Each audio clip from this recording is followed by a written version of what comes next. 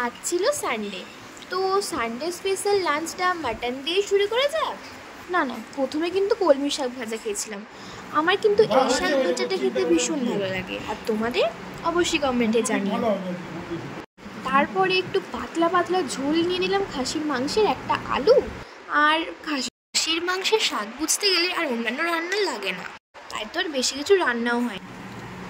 এখানে স্যালাডও ছিল, স্যালাড নিয়েছিলাম।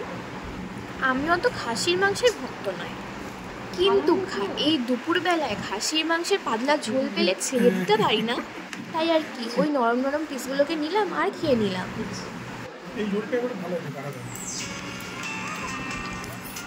আজকের রান্নাটা আমার মায়েরও খুব ভালো লেগেছিলো, আর ভালো তো লাগারই কথা, কারণ মাই তো রান্না করেছিল।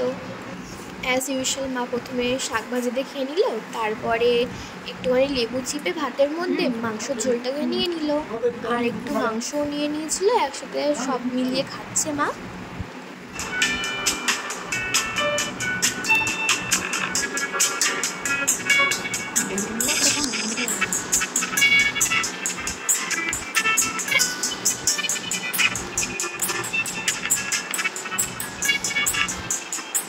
তো ব্যাক সাইডে আমি আবার চলে এসেছি, এখানে আমি আবার খাচ্ছি, খুব ভালোই লাগছিল।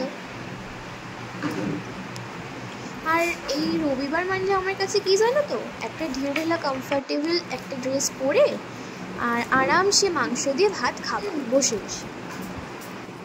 এইগুলো পেলে আর কি চাই বলো এই রবিবারের দুপুরে। দুপুর ছিল কিন্তু চারিদিকে একদম সন্ধে হয়ে এসেছিলো।